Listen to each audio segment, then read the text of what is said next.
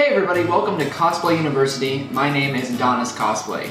This is going to be the first video in a series that's going to show you everything you need to know about how to cosplay.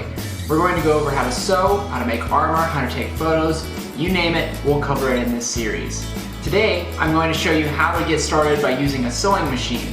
I'm going to walk you through how to thread the needle and how to get started on sewing your own fabric so you can make your first cosplay.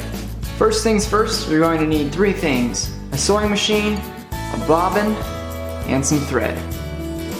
Everyone's sewing machine is going to be a little bit different, but if you look on the top here where the thread goes, it should have a diagram showing you how to thread your bobbin. So the first thing that you want to do is take your thread and you're going to put it right where it says to go. Mine has this little cap, yours might not, yours might stand up on the side. Like I said, every sewing machine is a little bit different. So I have some thread hanging off here. What I'm going to do is follow these directions, loop it around where it tells me to loop it, and we're going to feed it through the bobbin at the end.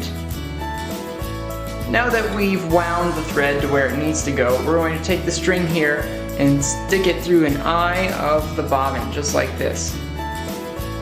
Might take you a couple tries. Perfect. You're going to pull it all the way through. You're going to stick your bobbin down where it needs to go. Mine, I have to push over here. And I'm going to hold the string up just like this.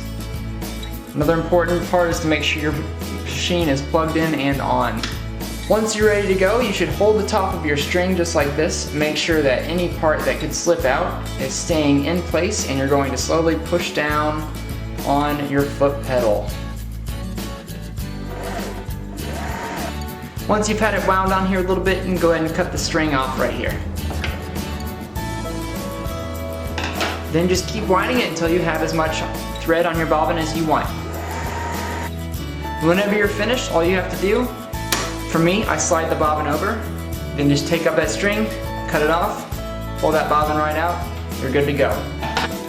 Alright, next is threading the machine. So we're going to take the thread that we used to wind the bobbin, we're going to pull it out of that little sequence that we did earlier, and now we're going to follow the second sequence in order to thread the needle here. So mine wraps around here, goes down, comes back down, and onto the needle. So once I get it down to the needle, I'll show you guys how we're going to thread. Alright, so we've got our string threaded through the machine. Now it's time to take this and put it through the eye of that needle. Make sure your needle is all the way up. You can do that by turning the knob on the side of your machine. And what you're going to do is just simply stick the end of the string right through the eye of the needle. Sometimes it's difficult. Sometimes if your thread is frayed, you might have to cut the end of it so it's a little bit smoother and easier to get through the needle. Once you get it, you're going to tuck it underneath the foot just like this and pull it out the back. The next part is to thread the bobbin into the machine. Some of you may have the bobbin area in a different location. Mine happens to be right here, and I just push this little button. This top comes off, then I can put the bobbin in right there. The thing you want to make sure you're doing is following with the directions of your machine. So mine says to put the bobbin in so the string is coming out the left side. So you put it in. There's a little notch right here that we want to pull the string over and through. So I hope you can see that right there. My string is underneath this metal piece, and that's exactly what we want. Once you have that, you can go ahead and take your cover, if you have one, and put it right back on. And we're going to pull this string out through the bottom of the sewing machine right here. Once we have that, then we'll be ready to sew. Alright, the last thing that we need to do is take this string that we just put in the bobbin and pull it through the bottom hole right underneath the needle. In order to do that, we're going to grab the string that's threaded through the needle, hold it tight, and you're going to turn the knob towards you. So we're going to grab this knob, hold that string tight, turn it towards you, and it should pull your bobbin thread right out the bottom. Here, let me zoom in and get a better look for you guys. Alright, as you can see, I have the bottom string right here and the top string. We have two of them together. So now I'm going to simply put them behind here, and we're ready to sew.